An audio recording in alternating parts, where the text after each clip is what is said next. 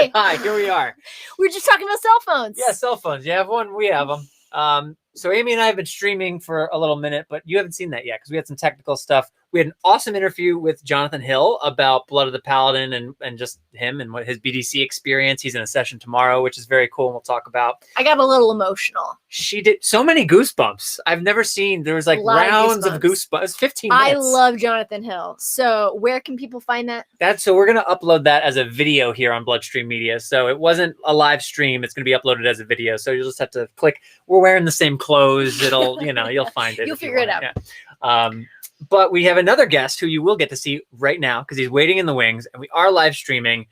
And his name is Rich Pizzillo. He is the executive director of the New England Hemophilia Association, a fellow blood brother and a friend. And also just an all-around great dude. An all-around great dude as well. And he joins us now. Let's bring him on in, Mr. Rich Pizzillo. Welcome to BloodStream. Hey, man. How's it going? It's good to see you both in the same room too. I know. We're getting kind of used to it. It's like it feels very special. I mean, you guys got each other, and I just have a llama next to me, so he just keeps me company throughout these Zoom calls. So I'm gonna be honest. It's not a BDC until I've been in the same room with Rich Pizzillo wearing a gingham shirt. You know what I'm saying? There you go. Mark it down. You know what I'm saying? Bring it. Bring it. Next year. Hi, friend. Man, all right. So there's so many things we haven't talked in a while. There's so many things I would like to ask you about, talk to you about, catch up on. But I want to help stay a little bit focused. We're here at the BDC, and so I'm kind of starting every one of these conversations just asking people, where are you at right now? BDC 2021. What's going on with you in the conference? What have you seen, or what are you looking forward to? What's your general state of affairs? BDC 2021. Rich Pizzillo. Yeah, so I'll start by giving a shout out. I'm looking most forward to the session Michael and I are doing at 4:45 called Powerful Partnerships. Yeah. And I'm so thankful that NHF has continued to focus on the partner element of how it affects the spouses having a chronic condition. It's so important. And so often we talk about how the patient is dealing with coping and accepting, but the partner also has quite the roller coaster ride as well. So thank you to NHF for continuing to invest in the partner aspect of the conference itself. So I would say that's what I'm looking forward to. But the chapter track is what I've been a part of the most, and it's been awesome. So of course, it would be great if we could all be together. But the chat feature on the sessions have been really good in terms of interacting with the speakers. There's been sessions about hybrid models, which I think many of the chapters are trying to put that, all important captain sailor hat on to navigate the future of what does a hybrid model look like. We thought we were going to be able to do it this fall, but for many of us, we're now going a complete 180 of the events that we had in person are probably going to be back virtual, sadly. But I think it's a really important discussion as we move forward post the pandemic is how do we reach those individuals that are in rural settings that may not have the technology that's available, that can't drive the 3 hours to come to the conference. There's a lot of pros that have evolved over the past year and a half. So we've talked quite a bit about that. And of course, advocacy doesn't stop. There are so many hot issues with legislative advocacy, coalition building, and that's something that certainly has not stopped across the states. There's many states working on accumulator adjuster bans, and how do we work together and be stronger with other chronic condition groups like lupus, arthritis, etc. So it's been a robust agenda for the chapters, but it's been a lot of fun and, of course, educational as well. And I cannot forget, one of the things that we did for the chapter reception that I'm the most, that was the highlight so far, is NHF sent the chapters 6 or 7 rocks, and we had someone live teach us how to calm yourself when you're stressed out and use rocks to build like a rock garden. And of course, yeah, it was super cool. I actually balanced the rocks on the llama because, again, he's right here. So I balanced it on his back. But it was really interesting because it's frustrating. The rocks fall over. you get anxiety and you want it to be perfect. But the whole thing is letting go. You can't control everything, and imperfection is what we strive for. So it was really good to do it virtually, and lots of laugh as we're balancing 6 or 7 rocks on top of each other virtually. I'm so glad to hear about this. My biggest takeaway from the BDC preview episode that we did with Nicole and Kate, John, and Christy was the rock balancer. It was like there's someone coming in doing rock balancing. Once that was brought up, I could hear very little else. So I was like, I just need to know more about this, and now I do. So it's very fulfilling. It's very, very cool. Did I hear you correct? Is there consensus amongst chapters around what you suggested, that in spite of thinking that maybe now by fall we could go back to in-person, maybe hybrid, that we're looking at perhaps full virtual across the board? Is that kind of where the chapter network's leaning? It's a good question. So we were beyond pleased and excited that we held our first in-person event. Our family camp did happen last week. So we had it at half capacity. Masks were mandatory inside and out. We were 98% outside, and we're 8 days out and everyone's still healthy. So that's a good sign. Yes. What our healthcare providers are advising is really, right now we have 2 seasons. We have the outdoor season and the indoor season, and it's really tough to do anything inside. So we're trying to really think outside the box of how can we still create the element in the fall of being outside without having an actual conference, but doing the educational sessions virtually at another point. Because virtual exhibit halls, I think on a local level, really are challenging. So I think that the community and our sponsors really need that interaction. It's been missing for 1.5 years. So we're really trying hard to think outside the box. I mean, in California, it's great in October. In New England, it could be a little bit iffy, but we have thick blood. We can go outside if it's snowing in October, or wear some mittens and boots, right? I like that attitude. Yeah. Well, congrats on the family camp. That's fantastic, and I'm sure for the families it was great to be able to be back together in person and have some sense of normalcy, even if it was with masks and vaccine. I mean, normal's a relative word anyway. So congratulations that was able to take place, and great to hear that 8 days out everybody is healthy. Yes. I want to ask you on a personal note. I've found that coming into the conference, there tends to be 1 or 2 things each year that are kind of top of mind for me about hemophilia, and some element of managing it or living with it, or the pain associated with it, or my regimen, or something or another. So I've been asking everybody who's come on, do you relate to that? And if so, what's 1 or 2 things that are top of mind for you that you're looking to get some more information about, or answers on, or feel more connected to? So for you, does that resonate? And if so, what's top of mind for you this year, Rich? Yeah, it's a great question.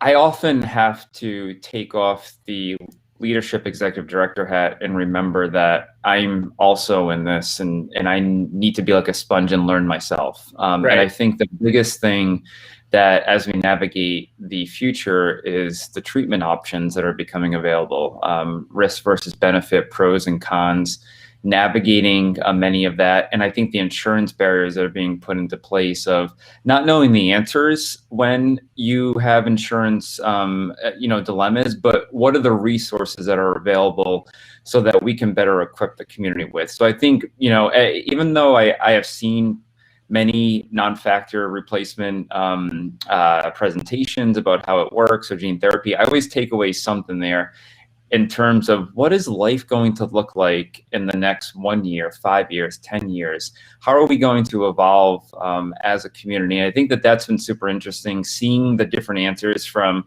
newer families versus teenagers versus those in their, young adults, and then the more seasoned individuals too. So even in a virtual conference, you can still gather that access in terms of speak in the spirit of the community, those conversations, reading the chat, or hearing some of the stuff that the speaker's saying. Yeah. I was asking you about that personally, obviously, but I'm curious when you mentioned like the different needs of the different, we'll say, pockets of our community. Asking you now to put that chapter leader hat on, have you noticed in the last, so it's interesting because COVID's happened and forced all this adaptation and shutdown and quarantine and newness. just as therapy development continues to be ramping up and bringing us into this really different era. So it's kind of interesting, those two things happening at the same time. Have you noticed the different pockets? Are the needs of this part of the community and that part of the community, at least in New England, are they getting more divergent? Are you finding people are kind of all over the map with what their needs are? Is it a little more uniform, like COVID related stuff is just sort of top of mind for everybody, or this insurance issues tends to be kind of prominent for most families? How is that going, just in terms of being able to manage the needs of a diverse community? You know, it's a great question. When we did a needs assessment right before COVID, mental health came up, and advocacy and insurance and education. Those are the three big topics that the community here really said that we need to continue to evolve, serve, and listen to. We're doing another needs assessment next year to see how, if COVID really played a role in that. We absolutely know mental health is, even before COVID, was a major epidemic within the bleeding disorder community, period. So I think that plays a big role in answering your question of psychosocially, how do you cope with change? What change could be going off to college, change could be changing treatment, change could be being in isolation. So I think the change element is something that continues to come up. I also have seen over the course of being virtual, there's a lot of misinformation of just stuff in general over social media. Most people are getting their news over social media and over the web. And there seems to be, given the polls that we've been doing, just some misinformation in terms of how things work, or maybe what does gene therapy mean? I still think that there's a lot of education to be done within the community, that it's not a cure. It's an incredible treatment moving forward if FDA approved, and we fingers crossed it will be.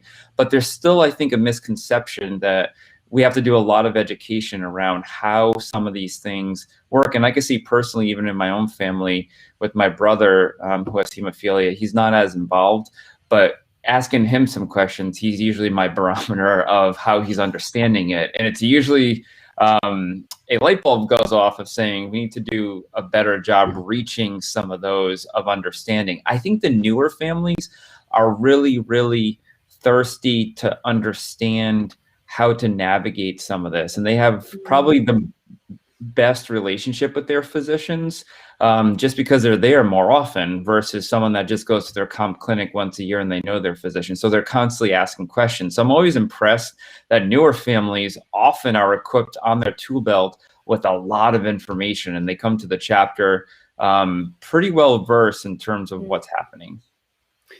I'm glad you mentioned that point about the young people and the more newly diagnosed families being more present in the clinic, perhaps in the chapter, than the more seasoned. It reminds me of something that Dr. Danielle Nance, who I believe is out of Scottsdale, Arizona, said. She was a panelist in one of the rare track sessions that I hosted. And this didn't come up actually in the session, but it did in the rehearsal.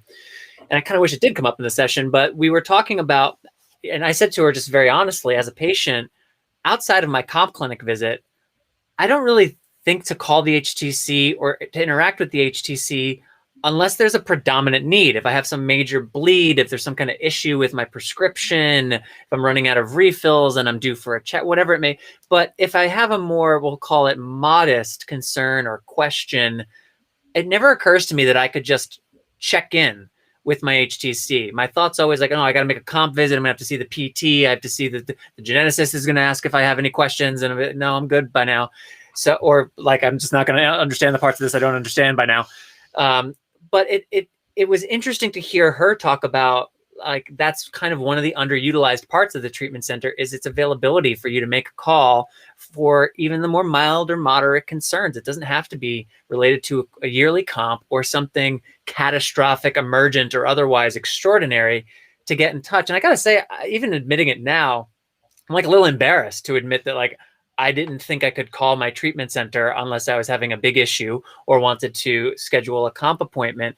And it's like, that's so silly. And especially in a time where there are more treatment options and regimen options, we have the ability to look at our treatment and our regimens in such, I mean, I know these are buzzwords, but such personalized and optimized way, so that if you have goal X, If you had goal X 30 years ago, it's like, well, all right, you could maybe try this and see how close that gets you. If you have goal X today, there may be dozens of treatment plus regimen combos for you to consider depending on what your diagnosis is. So I think it's really important that we maintain, as more seasoned community members, these relationships with the treatment center and with the chapter. I may not always need the services of the chapter, but I should be maintaining my relationship with the people who are there so that when the moment comes and I get something in the mail from my insurance and I am freaking out and don't know what to do, I at least know who the people at the local chapter are who can help me navigate that process. Totally. You know, when you're making that comment, my dad's a mechanic, and he has ingrained in my brothers and I that a car could really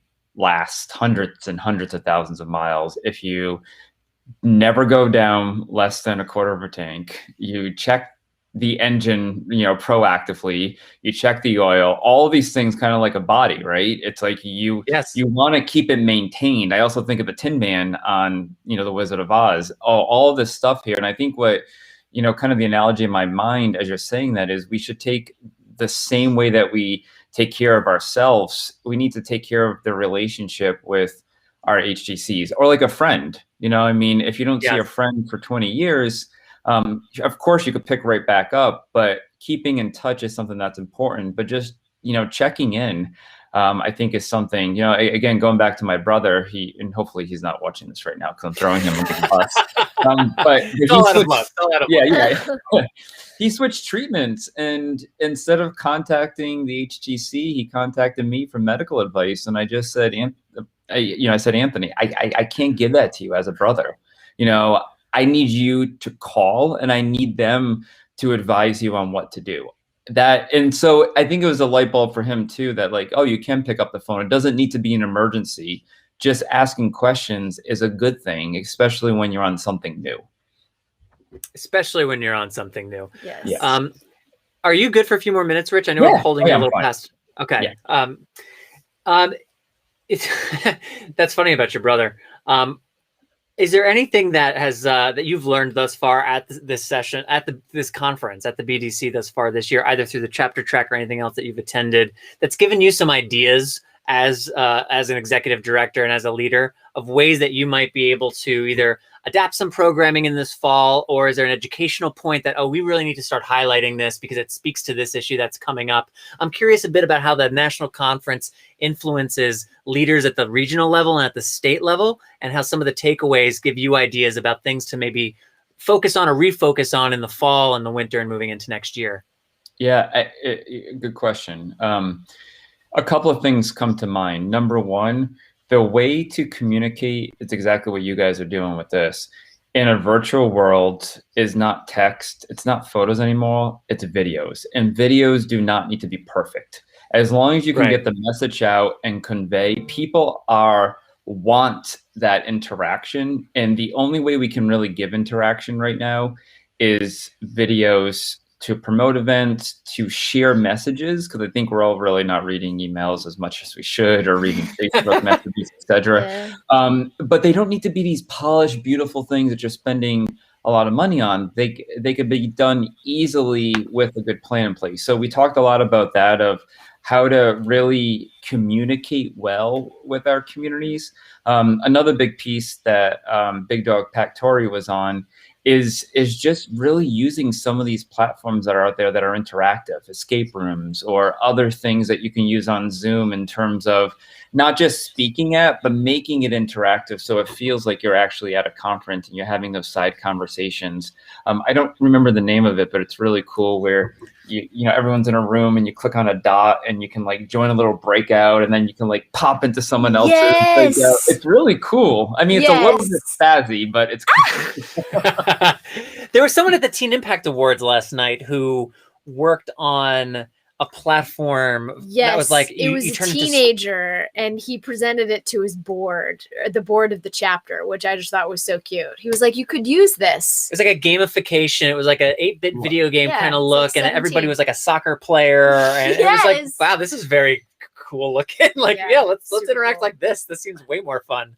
Speaking of interacting and the Teen Impact Awards, kudos, guys, and congratulations to all the teens that received an award. I'm really, really jealous that you and Taylor Swift got to work together. I mean, let's call a spade here. I mean, she's on my T-shirt today. Oh, there she is. Best. I mean, she said she loved me when I came on and said, I mean, yeah.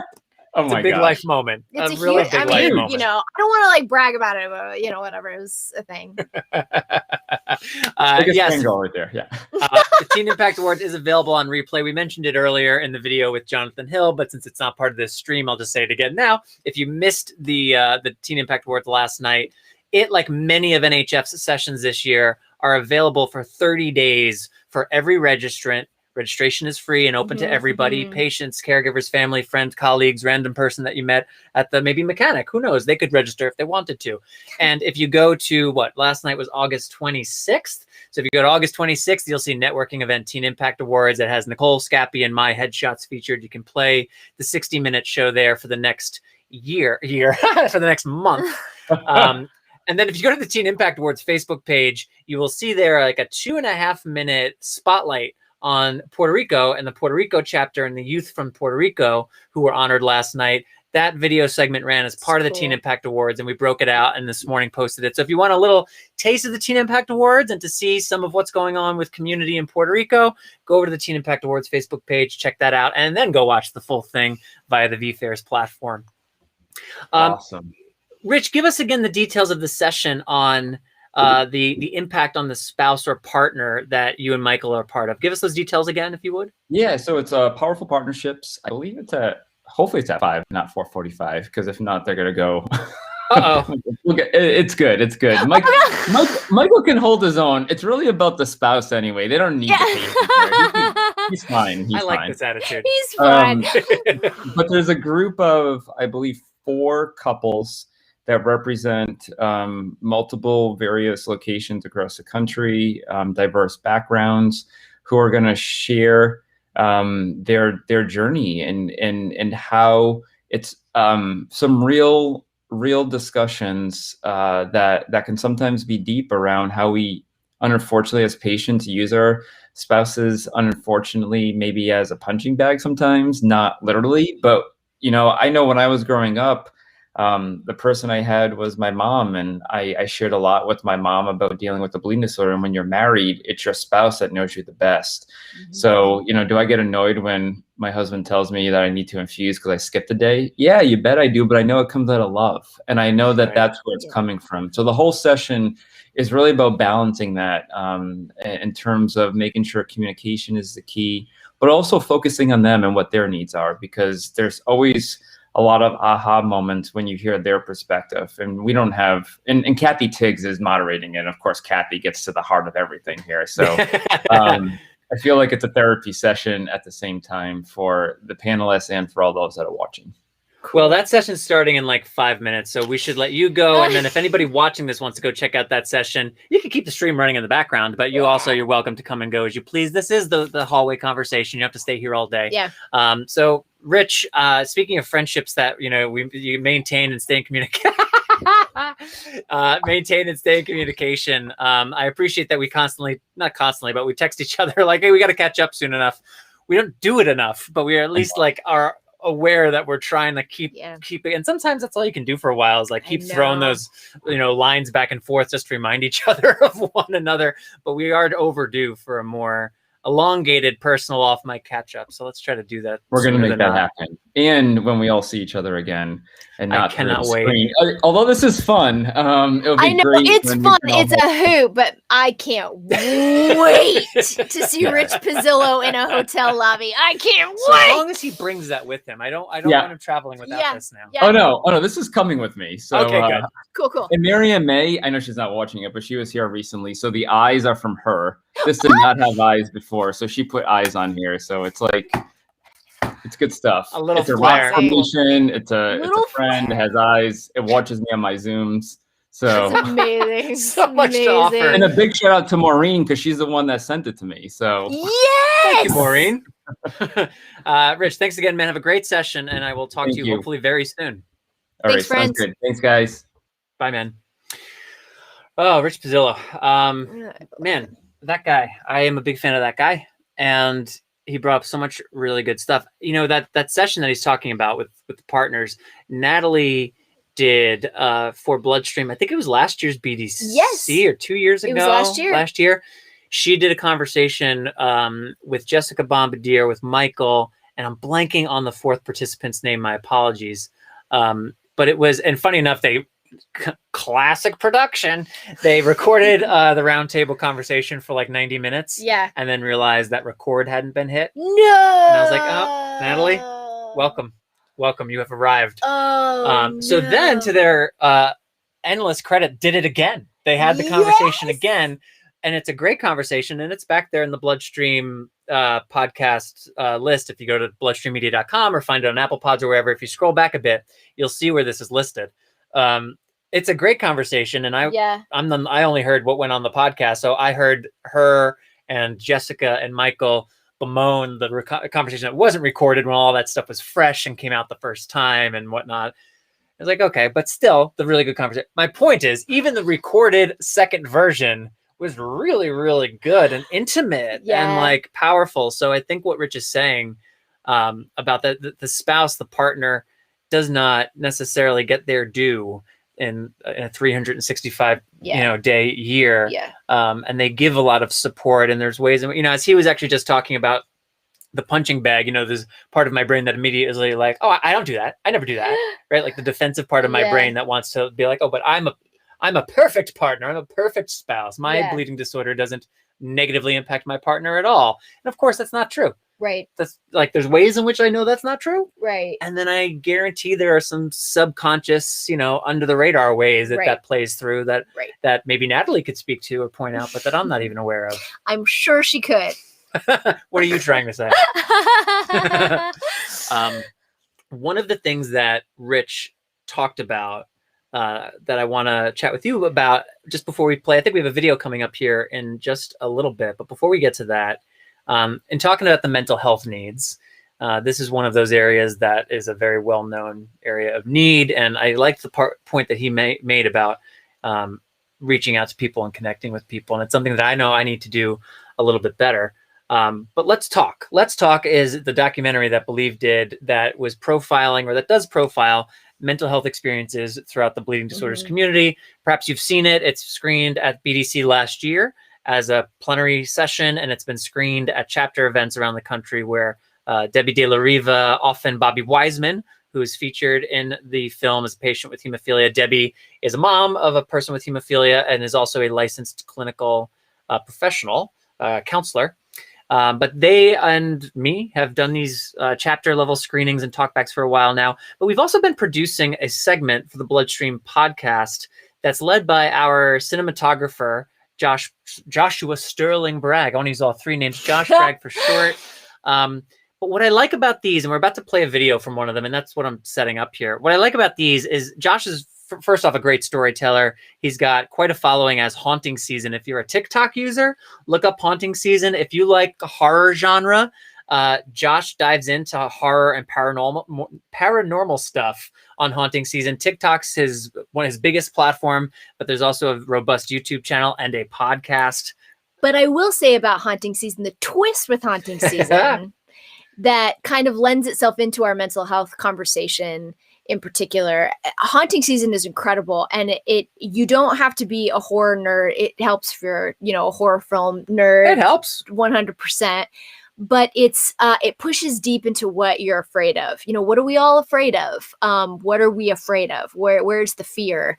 And a lot of our mental health struggles can, be stemmed from that seed of very profound fear that manifests its way into things that we don't think is fear. So yeah, I think it's such a unique blend of the two worlds and, platforms and things. We love that Josh is a part of this Let's Talk segment, which, if you followed this for a while here, you've seen it. Yeah. Beautifully produced and provocative.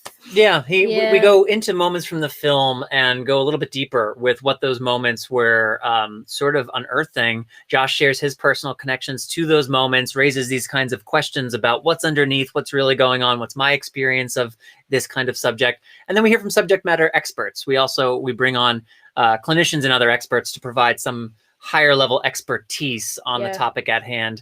And we know that these segments and some of the things that we do here on BloodStream in regards to mental health might not be what people might call a fix or an actual dig into something that might quote unquote change someone's life.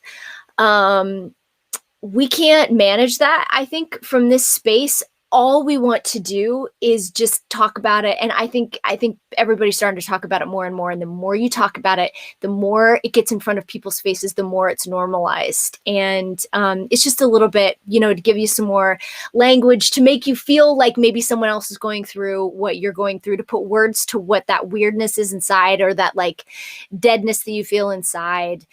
Josh is a great, safe space, I think, to, just be along the journey alongside you. So we're excited about the work that we're doing with Let's Talk. And and he's good at finding those words as you're speaking to that can give some description to that which may otherwise feel ephemeral or difficult to like get your arms around.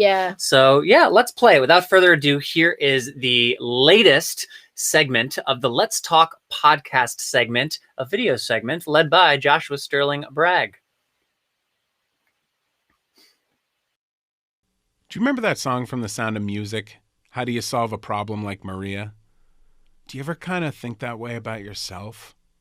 Like, how do I solve a problem like me? How do I fix me? I do. I'm a pretty self-aware person. I know exactly what sets me off. I know what triggers my anxiety, my anger, my fear. I can see how I'm going to react if a situation goes a certain way, and I can try to prepare for that. But when it inevitably happens, my trigger is pulled and I go off in an internal struggle that works out exactly as predicted. And then I look back at it days later and agonize over, well, if I saw it coming, why couldn't I avoid it? And then I start to think something in me must be broken. Why can't I fix it? Sound familiar? Let's talk.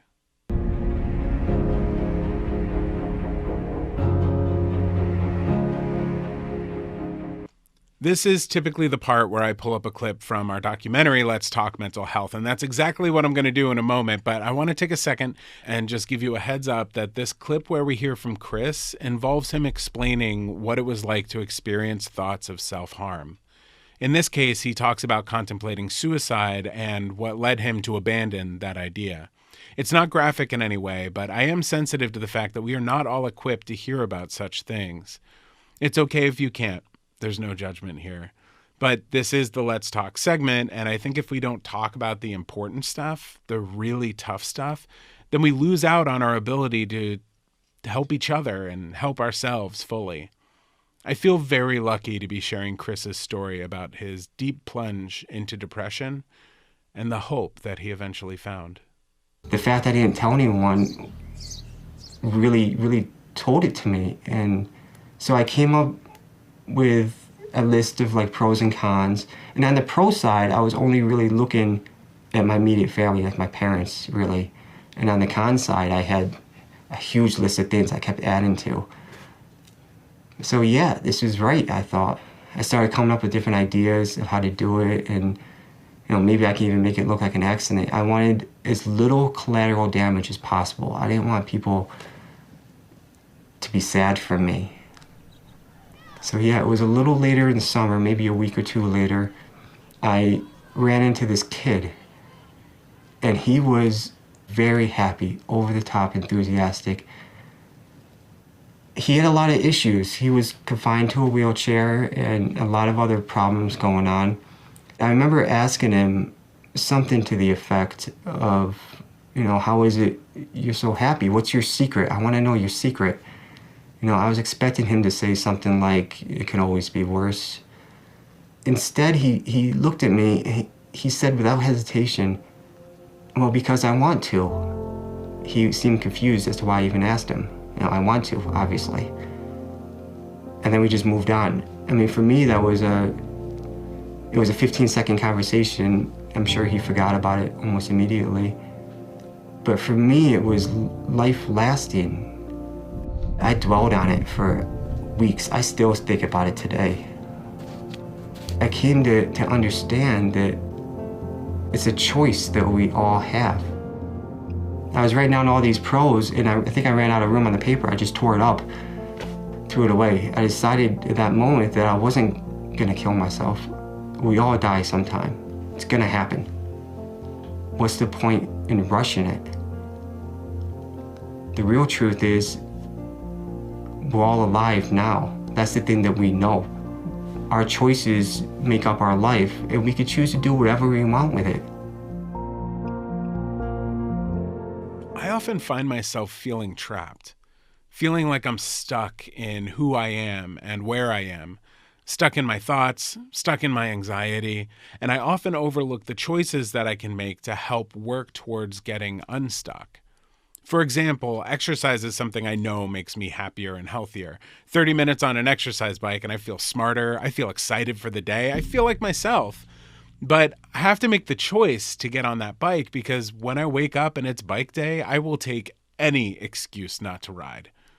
But then I remember how I feel trapped in my body, trapped in my negative thoughts, and that the best thing for me is to make a choice that will benefit me.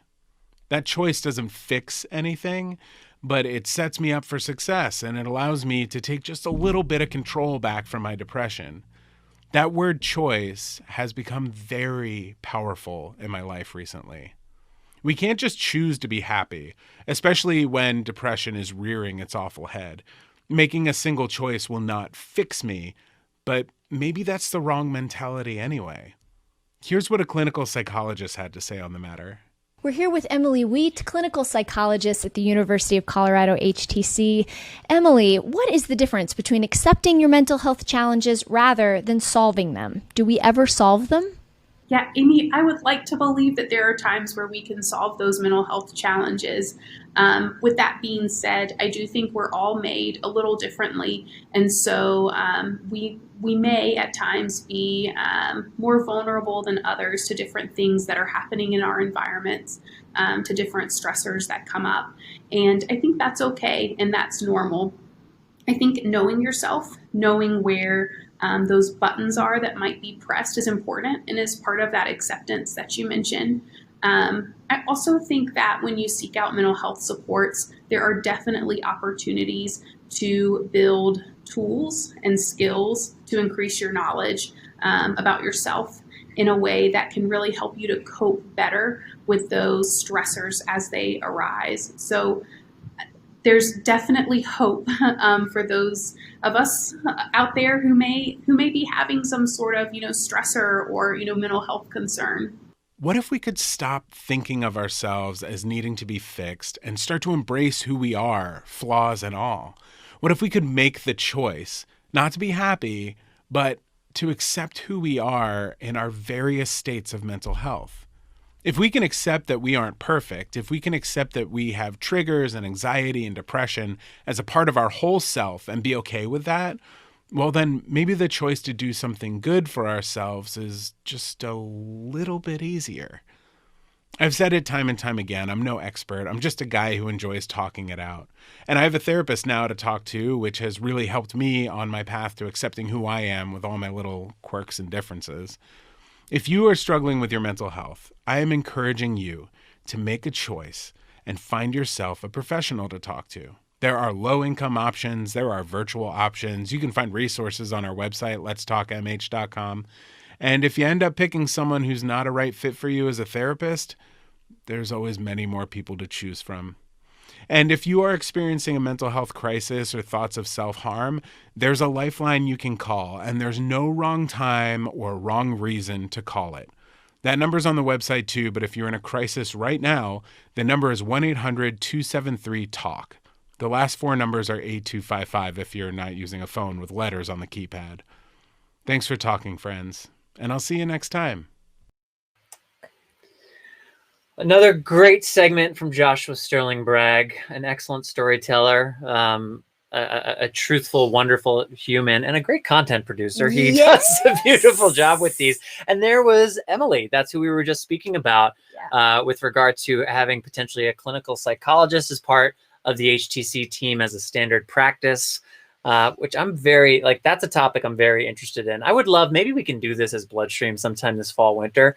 I'd love to get like a small roundtable or panel together of maybe people from the different like region 1, region 8, region 7. Yes. And just talk about something, because like this comes up in all sorts of contexts. Yes. The evolving what the evolving look and model of the HTCs are going to be, and how valuable they are that's a well understood, they can't just go away, but things do need to change. We should bring on some of the actual people involved in the HTCs. They shouldn't go away. And I feel they're a little bit threatened for the first time, maybe, I think financially, and just, what is the value? What do they bring? We know that they bring such tremendous value, but in this space where things are getting paid for differently, it is such a unique model that I just think I think they're not in danger, but I do think that system that we know is a bit fragile, which is what, our top advocates in the country are working towards and talking about and have organized swiftly, but 100%. Yeah, it would be worthwhile. And we should mention, Let's Talk, that segment is sponsored by Sanofi Genzyme, and we are so grateful for their support and their ongoing, continued support into the mental health space here in the bleeding disorders community. Yeah, and like a special shout out to them, because it's not the easiest topic for a company like Sanofi Genzyme that doesn't make a product to serve mental health, right? Like they're relevant to our community because of the products they have in bleeding disorders, but recognizing the need was there and wanting to do something innovative to help address that need. Working with them as partners on Let's Talk has been great. Working with them as partners on this particular segment. I put this link in the chat. You can also, if you go to BloodStream Media. There's a link in the chat? There's a link in the chat. We've been live streaming for like 2 hours. Is the first link in the chat. If you see, there's the bloodstreammedia.com/let's talk, and that's let's dash talk if you're entering it in manually. Talk. Hey, let's dash talk. But that's where we have just those video segments from the podcast listed if you want to check those out. And then letstalkmh.com is the website for the film and more information about screenings, as well as more information on mental health matters too. The organization of Debbie De La Riva are a partner on that project. Yes. We have our next guest in about 15 minutes. Cool. So before we get there, I wanted to ask you if you had done your homework. Amy, yesterday we talked about a little bit of homework. Very important, very relevant. It was about songs from films that have made an impact on you, what your top 5 songs from films may be. It seems as though you have that list specifically on your phone. So, Amy Board, if you are ready to share, did you do your homework? Not at all. No. Are you going to share your songs? If I can think of them. I mean, the time I had allotted for homework went to production. I get that needs. you have I know you have a job and a baby at home, but geez Louise. But one of us did our homework, so I think that's pretty good. 1 out of 2. Here's the thing: I did do my homework because. I did do my homework and it really took me down memory lane. Good. And I also am glad to hear that the homework was what songs from movies meant something to you, because this whole list are things that meant something to me. And only one is an actual, yes, that's a song from a film that people know. Wow. Okay. Yeah. Well, so start with number 5, whatever the bottom of the list is. We're going to start with the honorable mention. Even better. And the reason that this didn't make the list was because the movie is so bad that it shouldn't be on a list. And the honorable mention for my top 5 is Iris by the Goo Goo Dolls, which is from, does anybody know the movie? Yes, City of Angels. Yes! I can't believe. Okay, the worst movie of all time. Horrible movie. Nick Cage. Terrible in it. Meg Ryan. But I Googled, because I was like, well, I'm not going to add this because if it's just a cool Goo Goo Doll song, but it was written for the movie. Yeah, I mean, okay, honestly, I forgot that was from that movie. That is maybe my all-time favorite song. All-time favorite. I can't begin to tell you how angsty I was listening to that song. I left 1998. I left camp that summer, and on the drive home, I just made my mother play on repeat that song, because it was a CD player. Yes. And I forget if it was like I think it was maybe the first song I remember. It must have been hour and a half, where every time I was just like a sad puppy with my head looking out the window, not wanting to leave camp. And I don't want the world. And every time it would end, it was like, again, yes, again, yes, again, for about an hour and a half. Yes. To this day, that song, like, it does something to me. yes. Movie's terrible. I watched it once and was like, oh, never again. I can just enjoy this Yes. song. It blows my mind that Yes. you mentioned Iris number one. I love that song. Honorable mention, but it was your first mention on this list. Honorable mention. This was such a good homework assignment. It was I've had this is a list. Okay, number 5.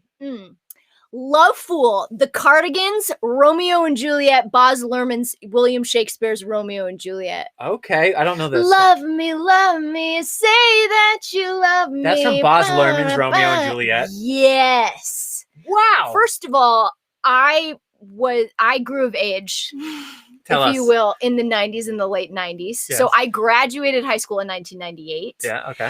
And so Leonardo DiCaprio was very important in my life. Oh, sure. And he was, not only was he so important, but that movie Romeo and Juliet was so important because, you know, he like falls in love with Juliet by looking through the fish tank. Do you I saw it, I just don't remember it that well. Oh my God, you're such a dude. Okay, if you were Thank if you. you were a lady, you would have been like, yes, which I'm not gonna follow you for that. Anyway, it's a big deal. But I had a big Leonardo DiCaprio poster of him looking through the fish tank. Yeah. Anyway, so that one is a big one. Like, it's just that whole album. I listened yesterday as I was doing my homework. I re-listened to that album and it brought me back. Oh man, wow! I could see that movie again though. I did enjoy it. I loved the play, and Baz Luhrmann.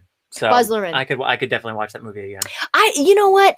I would watch that movie again because I have a feeling I'm gonna be like, oh wow, this was not great, but I loved it. There's a Radiohead song on that soundtrack that was like Romeo's theme. He was super angsty and moody. Anyway, it's great. Okay, wow, this list is fantastic. All right, Number 4, get this, Waiting in Vain, Annie Lennox from Serendipity. Wow. Okay, so Serendipity is one of those awful movies that's great. It is a romantic comedy with Kate freaking Beckinsale and freaking John Cusack. And there is this scene where she gets, it's in the beginning of the movie and she gets proposed to. And she like walks in the house and there's all these rose petals everywhere. And it's playing the song Waiting in Vain. Annie Lennox sung it. I'm on the wiki page Patrick's right now. Googling Serendipity, which is great. Anyway, and it wasn't until, and this movie came out when I was in college and my roommates and I, we were such saps. We loved the movie, but we loved this song. We would play it over and over and over and over again. And it wasn't until I was a full-blown adult that I realized it was a Bob Marley cover. Yes, indeed. A Bob Marley cover originally released in 1977, but popularized for many in the film Serendipity from 2001. Okay. That's good. That's also a fun way sometimes that like songs make it through. Like somebody covers it for a film or for some like cultural moment. You're like, it's a great song. It's like, you actually know, it comes to mind. Hallelujah, popularized by Jeff Buckley and others since. But nope, originally Leonard Cohen. Exactly. Yes, and you have no idea. Number 3, Whitney Houston. Wait for it. You would think it would be what it is, but it's not. Just wait. So this song, everyone loves the song from The Bodyguard. I don't even know the song. I think it might be called The Song from the Bodyguard. I'm not even kidding. I think that's in the title, which was actually a Dolly Parton cover. Dolly Parton wrote that song. That's right. You Love Me or something ever. Yeah, Love Me. Things are great. I Will Always Love You. I Will Always Love You, which I get. Whitney's incredible, but I never listened to that song, which is funny. I listened to the second track on that soundtrack, I Have Nothing. Oh my God, Whitney Houston. And then she does this, I have nothing. It's so good. If I don't have you. Oh my God, it's so good. I'm getting goosebumps just thinking about it. I still listen to it this day. We actually had a video shoot for one of our beloved sponsors up in Lancaster, California, and I listened to my Whitney mix all the way up at like 8 o'clock in the morning to go to Nice. a bleeding disorder shoot. So. Get yourself going. All right, that's a great. That song is a powerful one. Yes, I'll give you that. Yes. Number 2. This one's a little. I'm so excited about this list. No, this is great. This is from Rushmore. Rushmore is in my top 5 movies of all time. Rushmore, Wes Anderson movie, and the ending song, which plays into the credits. It's called "Ooh La La" by the Faces. How does that go? I wish that I knew what I know now. When I was younger, I wish that I knew what I know now. Okay, I know that one. Yeah. I love that one. I get that goosebumps. It's that, and that song to me. If I made a movie, I would want to recreate that moment with my own moment and my own like song of that type of feeling. There's just this like feeling of this. It's a coming of age movie, obviously, and I love the main character. I saw a lot of myself in the main character, even though he's like crazy. Loved that kid, and he's just kind of coming into his own, and it's just a beautiful ending to that movie. He dances with his crush that's too old, and she's just very tender with him, and it's just kind of this like adult moment that he can still have relationship with someone while not like getting what he wanted. And classic Wes Anderson, it goes into slow-mo when the song starts playing, and then he has like these like firework cannons on this side, so it's just this beautiful slow-mo moment, and it's like my favorite. It's one of my favorite movie moments. Cool. I like the way you paint that. I have to watch. Wes Anderson is not my fave, but I also like.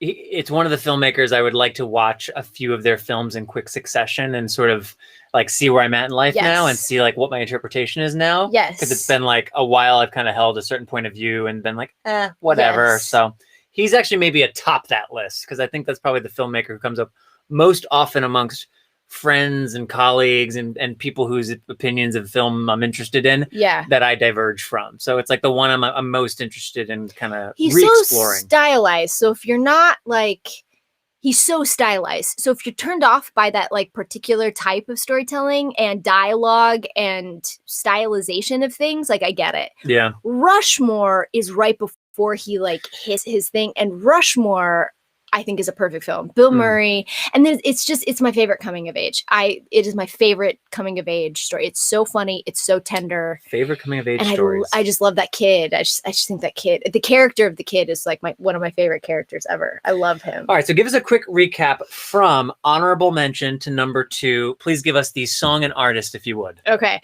Honorable mention, Iris, Goo Goo Dolls from the crappy movie City of Angels. Number 5, Love Fool from the Cardigans, great 90s band from a great 90s movie, Romeo and Juliet, Leonardo DiCaprio. And Claire Danes. Claire Danes. Yeah, we can't, I mean, right there. I wanted to be Claire Danes. Claire Danes is special. Number 4, Waiting in Vain, Annie Lennox, Bob Marley cover from Serendipity. I Have Nothing, Whitney Houston. More needs to be said. Ooh La La, Faces, Rushmore, my favorite. And the number 1 song that's like a duh, and this one, and I actually wrote duh on this side. Power of Love from Back to the Future. Just throwing my phone away. Power of Love. Power of Love. First of all, you're gonna sing that too, right? It's the power of love. Da, da, na, na. It's so good. Back to the Future is by far, I think, like top 3 movies for me. Why is that? It is a perfect script. It's a perfect script. Why? The story is so unique. I love how the story was like the nugget for the idea. And it was, it's one of my favorite filmmakers, Bob Zemeckis. It was like his, my favorite movie of all time is Romancing the Stone, which is also Bob Zemeckis. And Romancing the Stone made Back to the Future possible because of his success. They were like, okay, we'll greenlight this. We'll do that weird one you want to do. Yes. and it's a cool story of how movies get made, but it's just it's so quick. The casting was perfect. Michael J. Fox wasn't the original person, right? Isn't there a story there? He was always the original one that they wanted. Okay. And he couldn't because of family ties, so they cast somebody else, and it did not work. And they recast 6 weeks in. That's what I'm thinking and redid the whole thing. And I guess the first night, this is one of my favorite stories. The first night Michael J. Fox was on set was it was in the middle of the night, and it was when they're in the parking lot and they see the time machine for the first time. And the first line he ever said on camera was, Michael J. Fox, you made a time machine out of a DeLorean? And like the entire crew like cracked up, and like they were like, yes, we found it. Like there's the comedy, there's the funniness. Yeah. Leah Thompson, who plays his mother, is so perfect, and it's just the perfect premise. A kid goes back in time and meets his parents, and like has to, all of a sudden he screwed up his parents like falling in love, and he has to get them to fall in love. It's a very perfect sweet film. It's a perfect song. You can't get hyped. You can't get not hyped listening to Power of Love. You can't get how many? That's like a quadruple negative. Yeah. I'm trying. Where are the rest of these placards? I'm trying to find they're the right here. I put them right here because because I didn't want to kill anybody. Well, that's nice. Yeah, placards can be very, very dangerous. But I think. Do you have the Power of Love placard? I have a Power of Love placard. Just about. See, check it out right here. Power of Love placard, or. Something from the science fair. From the science fair. Or something from the science fair. What do you think they're learning? Michael J. Fox. In that moment. He does look like a young Michael J. Fox. Oh, the other side. Here we go. Yeah. A young Michael J. Fox, right? No, but I thought I would take this moment while we're talking about really relevant stuff to the bleeding disorders community. I'll let everybody know that the BloodStream podcast is by our presenting sponsor, Takeda. Yes, that's right. Takeda. They got a website. You may have heard of it. bleedingdisorders.com. And if you go there to bleedingdisorders.com, you'll learn all about Takeda's commitment to and resources for the bleeding disorders community. Again, that's bleedingdisorders.com. Correct. And for their presenting and ongoing support of the BloodStream podcast, I would just like to say thanks, Takeda. Thank you, Takeda. And I hope everybody's enjoying this live stream that Amy and I are doing throughout the BDC. Our goal here is to kind of provide a little bit of that hallway conversation environment where you're catching up with friends, you're chatting with colleagues, talking about sessions, what you're looking forward to, getting into some conversation about terrible movies with great songs, and all the rest. So that's what we're here to do. And I appreciate that Takeda's support of the BloodStream podcast enables Amy and I to do stuff like this in addition to our, quote, regularly scheduled programming. We just got a message from producer Greg that he's never seen Rushmore. Greg, are you with us? Can you come onto the screen, please? We need to talk for a moment if you're available. I know this is coming out of nowhere, so we'll give you a second. But this is a conversation we have to have. Can you guys hear me? We can hear you. Yeah, we can hear you. No, we cannot see you. We're having some internet difficulties, but if you can hear me, that's all good. Okay. So is this why you're leaving us, Greg? Because you've never seen Rushmore? Amy had mentioned a couple weeks ago, and I was too ashamed to admit it. So yes, that's actually why I'm leaving. Wow. Okay. I wish I'd known that. I feel like there's something we could have done to work around that somehow, but I guess what's done is done. But it is true, everybody. I know for people who are not me or Amy, you may not see or hear from Greg nearly as much as we do. Greg is our podcast producer and has been working diligently, not just here on the BloodStream podcast, but on Cheat Codes and across our portfolio for the last, we'll say year and a half plus, coming up actually probably closer on 2 at this point. But tomorrow or maybe even today, like your last day is within 24 hours and you're on to other pastures, Greg. So maybe if you could let people know where are you going? What are you going to do? What's so much fun that you can't be with us anymore? Well, first of all, thank you so much. And the last year and a half plus, or like you said, almost 2 years has been great. And it's my first job out of school and I've learned a ton. The team's been so amazing. I've nothing but positive experiences in my time with Believe. I'll be headed to Cadence 13. I'll be a producer there. It's a pretty large podcast company that has shows in every genre, from sports to music to narrative to documentary type of stuff. And I can't wait. Like I said, my time at Believe has been amazing, and I'm also very excited about my next chapter. And I have to, this is the opportunity. You know, Greg was looking after Russell, my dog, a few weeks ago when Natalie and I were on our East Coast trip. And he was staying at our place. And he asked me one, like the first or second night there, he's like, hey, where are any good places around here to go play basketball? I will mention, Greg, I hope you don't mind, that he will be a sports podcast producer over in his new gig. So this is a story about sports. So my dog's name is Russell, named after Russell Westbrook, now an LA Laker. What's up? 2022 champs, calling it now. Olive. And Greg asked, like, where's a good spot to like go see some pickup games, play basketball here on your side of town? And I was like, I got to be honest, I really don't know. I gave no recommendations. The next morning, I get a text from him. He's like, guess who I ran into? Your favorite basketball player. And I knew he wasn't kidding. I knew this was serious. And I was like, are you serious? So we got a call and I was like, hey, the work thing that we have to talk about real quick. But what? And he tells me this story. Greg stays at my house. He's there for less than a day to watch my dog named after Russell Westbrook. And he meets Russell Westbrook. And this was before he even was traded to the Lakers. So I don't know what to do with that. I don't have a question. I've just been dying to talk about it. And Did you see Russell Westbrook play basketball? he invited him to.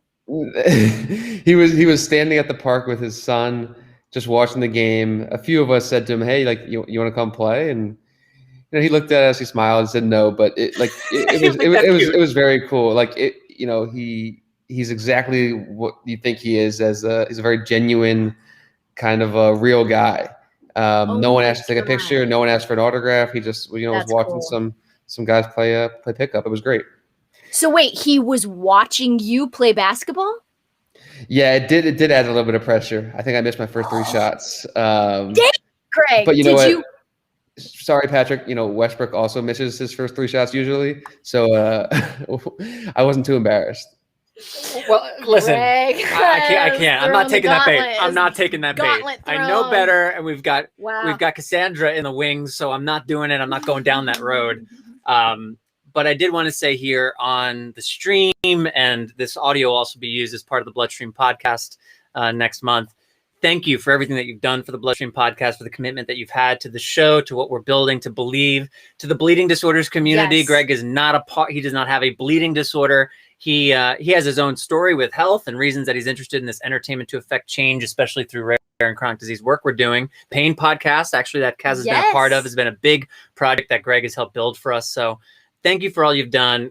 We wish you nothing but the best of luck. We're very grateful that your departure has prompted someone in the office to get pizza and cake today. So we have pizza and cake to enjoy in your name. And I know we'll stay in touch. Maybe we'll even bring you back to the BloodStream podcast once in a while to say hello. Yes. But more importantly, thank you for everything that you've done for us, man. And good luck. We love you, Greg. Thank you so much. Thank you. It's been a pleasure. All right, I'll put Cassandra on.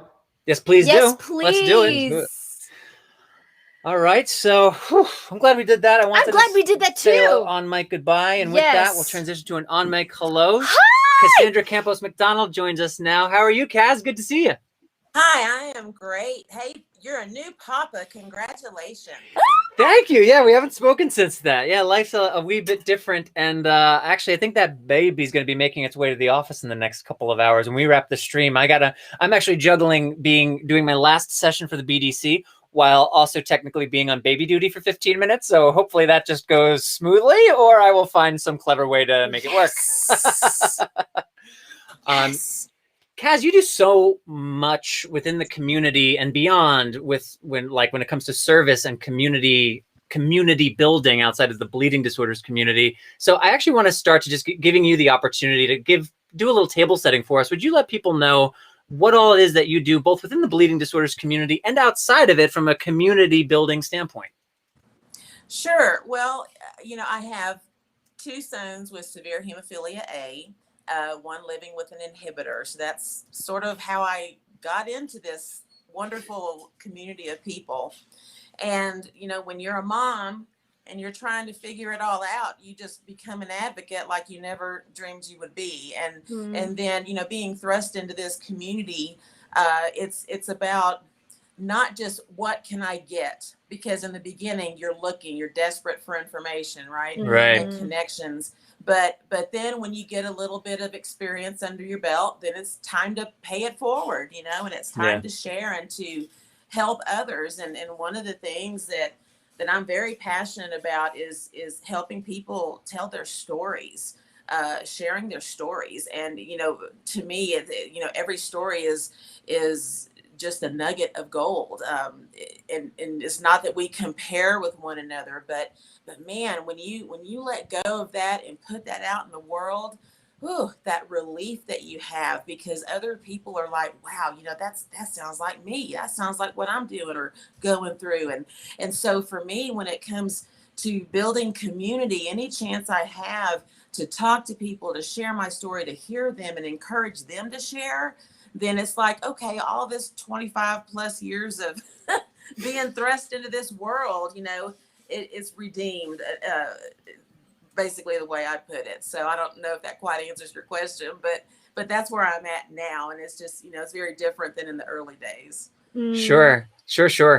You reminded me, Amy mentioned earlier when we were talking about our Let's Talk Mental Health segment, Josh, who leads that, how he does such a nice job putting words to things that sometimes, we may be experiencing but don't have words for. Like Josh is the kind of person who, if it's something that he's involved in, he's the kind of person who may put those words together. It's like, yeah, that thing. And I belong to a men's group that I attend on Thursday night. So I was there last night and had the same experience that I have almost every week, where there's at least one time that one of the other guys in the group starts talking about something that they're feeling, thinking, experiencing. And as they articulate it, I'm just like, yes. So I completely agree with you. Sharing stories has a cathartic element. When I share a story, I do benefit. I feel a bit of catharsis. I feel like I'm doing something positive with that story and with the energy that comes out of it. But it is also an act of giving, because it enables other people to have an experience where they relate to something or not, which is also valuable and clarifying. So again, in my men's group, sometimes there's people who bring stuff up or points of view or struggles that I'm like, I hear you, like I get it, and I'm here for you. That's not something that I identify with, and that's also kind of helpful.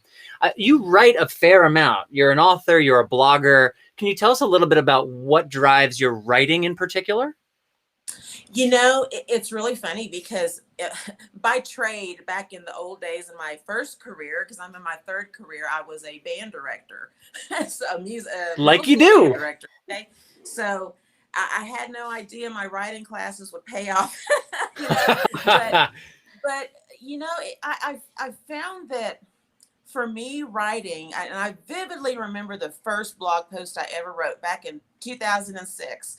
And we moved from Houston to New Mexico. And boy, it was a culture shock, and there's a lot of loneliness. And it's like, what am I doing? What did we do? And then, Caleb's hemophilia was just like going crazy. And for me, I just felt like I need to write this down, and I don't know why I thought about doing a blog, because they were starting to happen. I just did it just for myself.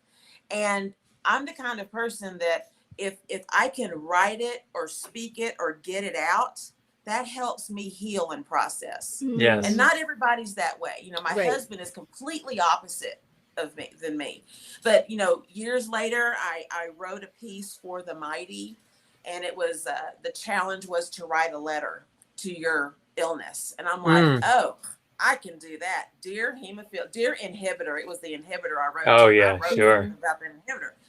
And I thought at the end of that, and it was, published, and I thought, I might write a book one day.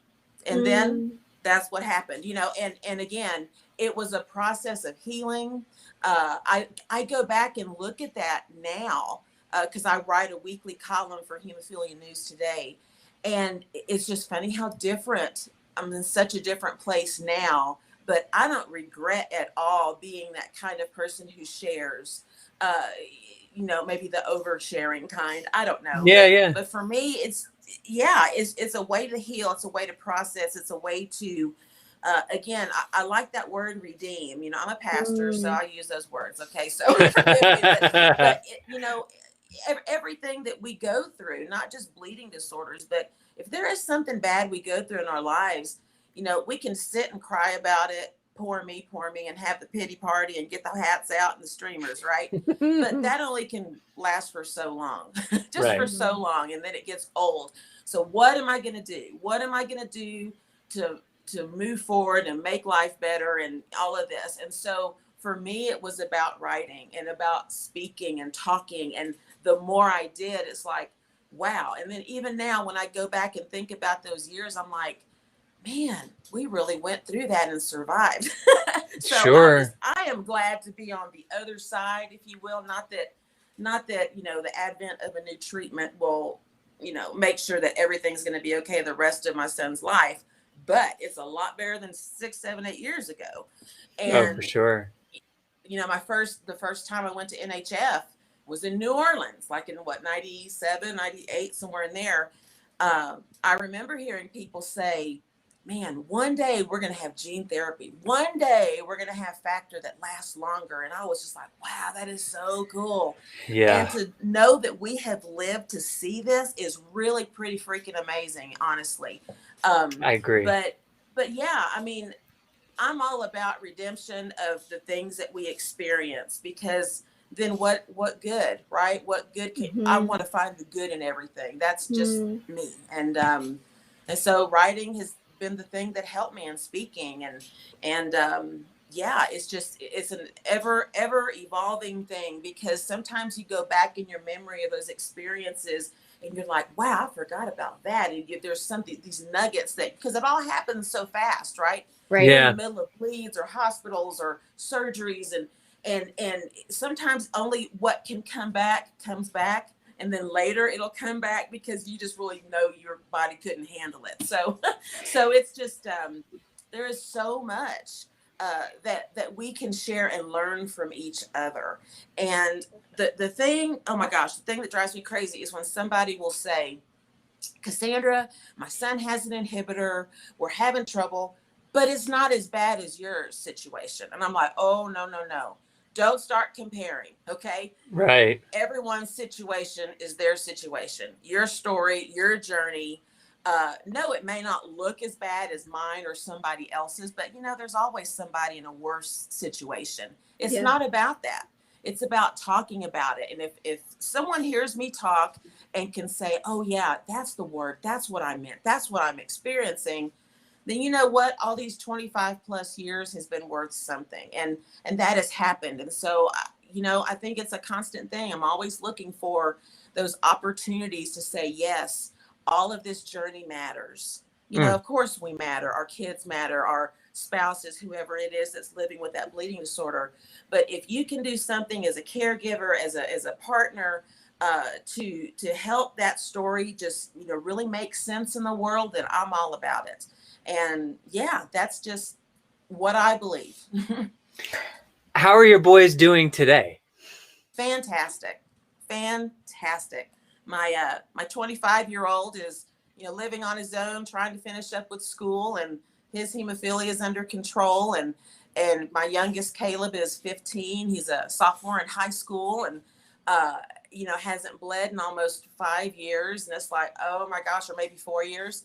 And life Wow. is very different. But then you know, you get to that happy place, which I didn't think we'd see. And now you see all these other things, the aftermath of the bleeds and the chronic pain and the messed up joints, and you know, those things. So it's just a whole different league of stuff that you deal with, whatever that season is that your child is dealing with, because you know, of course I have kids. Right. So yeah, but I mean, it's funny because we have lived in 2 other places, because my husband and I are both United Methodist pastors, so we move somewhat often. And we've lived in 2 places since Caleb was so sick, when he was in his early elementary years. And it's funny because these communities have no idea. They don't Right. know. They don't How remember that interesting. he was in a wheelchair and in the hospital. It's kind of strange. How does he feel And about that? Does it feel at all like, does it do anything to his experience or his thoughts on his own history to be in a community that doesn't know that part of his life? well, you know, it's funny because when, you know, he uses a cane, and, you know, he needs it. A lot of time he needs it. He doesn't Yeah. like, you know, crutches, and he doesn't need a walker, but he'll use a cane at different times of the year when his pain's really flaring up. And of course Yeah. he gets, oh, you're just faking. What are you doing? You know, all Yep. that junk. And I'm like, Caleb, they have no idea, and they're never going to understand. Don't worry about it. And so that's a hard thing for him, because he doesn't have this history with all these kids knowing, oh, well, yeah, that makes sense. But that's a whole teenage thing too. But fortunately, the place we're in now doesn't seem to be an issue. So those little towns that sometimes it's kind of rough, but Yeah. you know, he's doing pretty good, and he just is rolling with the punches and going to PT and trying to, you know, just to feel better. And he's been a busy kid, and so that makes me very happy. Oh, That's good. And wow, I mean, 4 years without, that's tremendous. So congratulations to him and to you. And I think we've talked about this a little bit before, but I had an inhibitor for 7 years, and the summer after I overcame it was the summer before high school. And I had put on a lot of weight in my middle school years, I was growing up and out, but I wasn't moving around a whole lot. That summer before high school, I dropped from 220 pounds to just under 200 without trying, without consciously changing a thing about my diet, without saying I should exercise, just by going up and walking and going to the park and being busy and not eating on the couch. And it changed everything.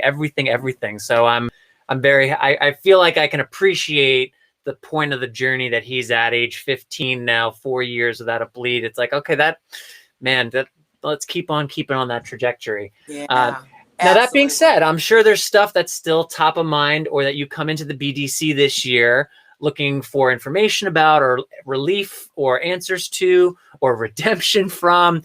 So as we are now in the BDC 2021, what is it that is top of mind for you, or what sessions are you most interested in, or have attended and found most compelling?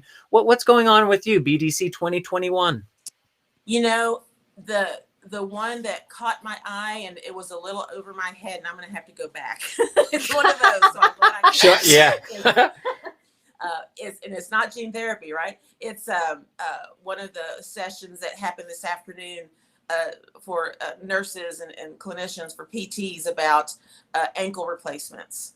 You know, you know, you hear about knee replacements and people don't give it a second thought. But we were talking about this yesterday. Yes. That's of interest here as well. We were talking about this yesterday on the stream. Yeah. And he is so discouraged, because, you know, when we went for MRIs, you know, another year or so ago, and he thought we'd come out with a surgical option and he'd be cured. And I said, no, it doesn't really work that way. But the fact that he is at the age where they wouldn't do anything even if they could. That's right. And he's like, well, a fusion. I said, no, wait, by the time you are of age to get something done, who knows, right? Who knows how much better those ankles are going to be. So I was really excited when I saw that session. So I'm going to have to go back and really watch it and pay attention and make some notes. But for me, it's all about joints and for pain. And, you know, you mentioned I was on the pain podcast, which was a great experience, just a really well done podcast. Thank you. But listening to anything I can pick up for pain for my son, but, you know, for me too, and my pain is not hemophilia or bleeding disorder related, but you know what? Pain is pain. Pain's pain, right? Right. Pain is pain. So just today, one of the pain sessions I heard, and it was just the simplest thing. Okay. The simplest thing. And the doctor said, people wonder why people will throw Tylenol at pain. Tylenol doesn't really do anything for pain. It helps the pain meds work better. I'm like, well, duh, I never thought of it that way, you know? So if that's all I heard, then that's great, because sometimes it doesn't matter how many of these conferences you've been to. If you walk away with one nugget of something, all right, rock on, you know? And so I'm like, okay, so I still have some things to listen to, but that one just kind of hit me and made sense, you know, after all this pain journey that we've been dealing with both of us. So pain stuff, anything with joints, and I always pop in on the inhibitor stuff because he still has an inhibitor, but fortunately it's not wreaking havoc. So yeah, but I mean, I do miss, they've done a great job. I mean, it's amazing how we can come together and do all this stuff, right? But I sure do miss walking the halls and bumping into people, and you know, I miss it. So hopefully we'll get there again. I know. And this doesn't make up for it, but that's kind of what Amy and what our inspiration for this was. Like, let's bring through different people in the community that we would be catching up with in the hallway, that we would be having these kind of quick chats with, how are you? What sessions are you going to? What else is going on in your life? How did that thing go? Because it does kind of help round. They've done a great job with this VFairs platform and making the sessions available. But this piece of it's really, really, really hard to replicate in this environment. So hopefully these conversations help contribute to that in some way, shape, or form. How is your pain today? How are you doing right now? So I'm doing okay right now. It's a pretty good day, so I'll take it. It's just one day after another, and so fortunately, the really bad days are fewer than not. So that's a good thing. That's great. Good. So thanks for asking. I appreciate it. Yeah, you're welcome. I'm curious to know how, and I think we've talked about this before, but I'm curious about your faith and where that and the bleeding disorders intersect. And there are sessions at conferences like the BDC on faith and bleeding disorders, but it's not a topic that gets discussed in a more general setting, maybe amongst people who aren't necessarily responding to something that says faith and bleeding disorders. And I think it's important to have conversations like that outside of settings exclusive to that topic. So I want to just ask you a broad question. How do you kind of marry your faith with the bleeding disorders challenges that come, especially when things are harder or at their grimmest? Maybe if we rewind the clock a few years and bleeding episodes and disruptions to life and pain episodes for your son were more frequent. I'm really curious about that. And in full disclosure, this is coming from someone who's not a person of faith. So it's something I have genuine curiosity around. Mm-hmm. Love this question. As a person of faith, I can't wait to hear your answer. Well, gosh, there's a million ways that you can go with this. And I think that having sessions about anything with faith will scare people off. But I like to think of it this way. I go back to AA. And if anybody has any familiarity with AA, their big book, their Bible, okay? Right. It's phenomenal. Okay. It's just phenomenal. I use it often when I'm thinking about things faith related, because even there, when you have people who are like, I'm an atheist, I don't believe, that's okay. All right. The whole thing for me is, what do you believe there is something bigger than yourself?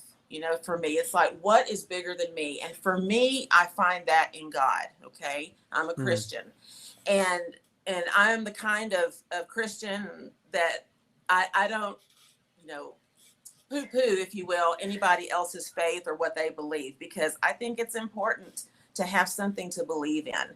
For me, when the bad times that were just so bad, I had that with me always. I always knew that my faith is what kept me going, that in an instant, I can sit there, I can cry out to God. I can just say those things that I need to say in my mind, because the way I try to live my life, I try to live it as one of constant prayer.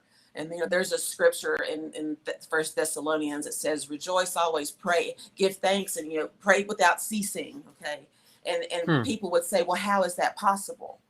Well, it is possible, because if you try to live your life as prayer, if you try to live your life with that intention that you are loving others, that you are, like for me with my son when he was so sick, that's what it was all about, was that love that I had for him, and that I would do whatever I needed to because I had strength in God for me. And that is what held me together. I can't imagine going through some of the horrific things we've been through without that. Even though when you're in the middle of crisis, I'm your girl when a crisis comes. I can do a crisis beautifully. Okay. Okay. So, good to know. I really can. It's like, I don't go crazy and freak out and cry and all this. I can do a crisis. But knowing that is what is the center of who I am is what helps me to be able to do that. And it's hard to explain, but sometimes it's as simple as, don't name what that is. Don't call it God. Don't call it anything. Just look outside, look up in the sky, look at your daughter's eyes. Oh my gosh, just look into those things, because to me, that is where you see your faith active in the world, through what you do, through the love that you share, through the people who love you back. I don't know. See, I'd go a long time on this one. That's just kind of the general. All right. Yeah. But when you're in a crisis, it's easy to forget about everything else. All Right. you're worried about is, I got to get my kid from not screaming in Right. pain. What can we do? Right. Right? That is the most important. But when you have faith, that faith never leaves you. And for me, that is what helped me to be that somewhat calm and not crazy kind of parent in the middle of those situations, because I could be focused on what my son needed. It was my faith that helped me to get through it. That may not be a great answer, but that was a superb answer. I love where you started. I mean, that was all wonderful, but where you started with, when can you look out and is there something greater than me out there? And I think that is a starting place. Like yes, the answer is yes. You know, so maybe when I say I'm not a person of faith, perhaps this is getting a little semantic. I do believe there's greater than me out there, and I try to contribute to that, and I try to stay listening to that. I don't believe everything is a coincidence. I don't believe energy cannot be created nor destroyed. It just changes. So that's kind of interesting. What's that change? My mom has said, when she worked at a cardiac floor, she's a nurse. She said when she started working there, the moment the soul, my mom has fallen out of her faith a long time ago, but she would say the moment the soul leaves the body, you can tell. No matter how sick that person may have been, no matter how many machines were connected to them to keep them alive, no matter how gray they were, no matter how unresponsive they were, the moment that they're gone, you can tell. And she would say, what is that? And I think she first told me that like a decade ago. And I think about that probably more often than I should for just being a healthy person in the world. But it's like, I don't know. I don't know the answer to that, but I think that's a fantastic and valid question. So I appreciate your willingness to talk about that, because again, it's a conversation that I don't know, it's uncomfortable to have, or people don't want to be challenged on their own thinking or have to confront a thought that they've never, marinated on before. So I appreciate the openness with which you're willing to talk about that. Yeah, and I just think the last thing I want to say about that is, I think people get tripped up because they try to name it. Yes. Yeah. They try to name it. And we're in a country where, the biggest faith tradition is, Christianity. Well, it may not be that for you, and that's okay, but just don't name it yet. Just try to figure it out. Right. And, you can, to me, I ask this question in presentations sometimes, who do you talk to the most? Yourself. Yes. You talk to yourself the most, right? Mm-hmm. So for me, that is also a way that I am in constant prayer. So I have to be careful when I start saying ugly things to myself, right? And all that negative self-talk that I'm a queen at. And so I know I'm really good at that. Okay, I'm getting better about not being so good. But let's not name it. Don't say it's got to look this way, because I think everybody's journey of faith looks so different. And when I look at my little congregation that I lead every Sunday, such different people, Republicans, Democrats, undecideds, but they all come together because they, we have named it. We claim that God and, Jesus Christ is our Savior and all that. But it may be that when you're outside and you're on a hike, you're walking your dog, there's something in the air. That's where it starts. Yeah. And you can figure out what to call it later. I agree. I believe the questioning is the most proof of God that we have, is the questioning and the chance to get in that room of our soul that we don't allow ourselves to get into very often. Yeah, and it's a scary place sometimes. Yes. People don't like to go there and ask themselves those questions. But you know what? Ask away, because what are they going to do? Fire you? Just figure it out. Yeah. Right? So. Cassandra, thank you so much for joining us. As she mentioned earlier, she writes weekly for Hemophilia News Today. You can also check out, would you mind giving your website again? Or not again, I haven't asked you to give it yet, but what is your website again? Yeah, it is CassandraCMcDonald.com, and it's CAZ, like Kaz. And my book is Dear Hemophilia, Finding Hope Through Chronic Illness. You can find that on Amazon. And so that's me. And if any of your listeners need help in figuring out how to share their story, they're welcome to reach out to me. I always make that offer to people. Yes. Did a thing in Texas not long ago and said, if you want help trying to craft your story, because sometimes that's a daunting thing, just to sit there and maybe write what you're feeling. Yes. I'm more than happy Absolutely. to help you. Just send me an email or whatever, and I'll listen to you and we'll figure it out. So it's all good. All right. Reach out to Kaz. If you can't find her, reach out to BloodStream and we'll make sure it gets to her. Have a great rest of your BDC, and thanks again for the time today. Happy Friday. Have a good weekend. Thank you, You friend. too. Bye. Oh, Love her. that was refreshing. Yeah. I like how different our conversations are. It's kind of like Oh. fun about this format as opposed to the session. I mean, the sessions are great, but you have an agenda. You've only got so much time. You got to hit the marks.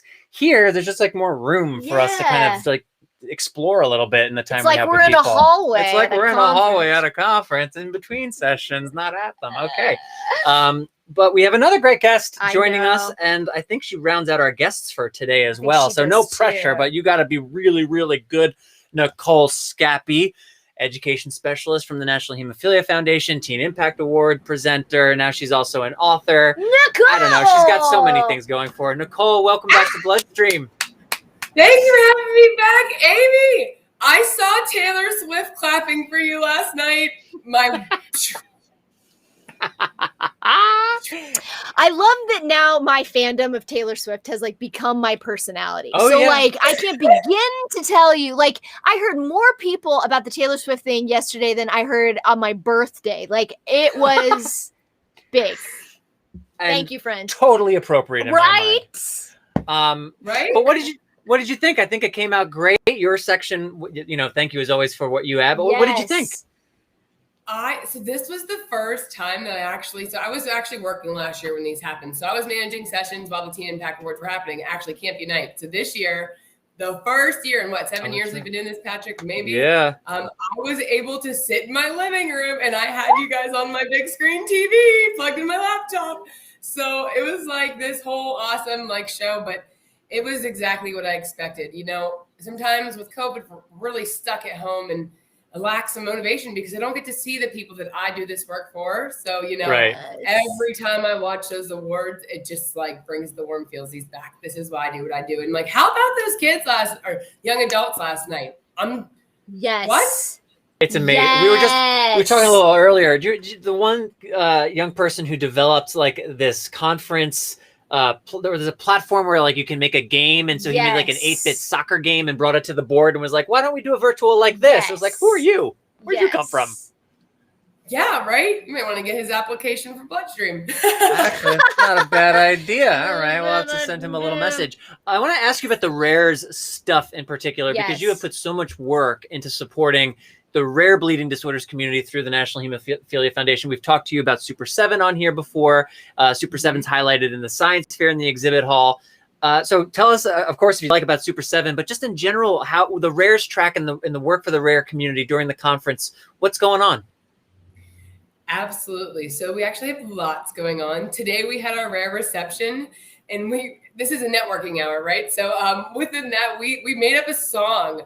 And it was to the song Let It Be, but it was on the moon. Nice. On the moon, on the moon. But we made up this whole bleeding disorder song. So that was a really good time today at our rare reception. Talent Show 2022. Talent Show 2022, the rare anthem. Okay. Yes, exactly. What else? So we actually have a session coming up, and it's with the one and only Dr. Diane Nugent.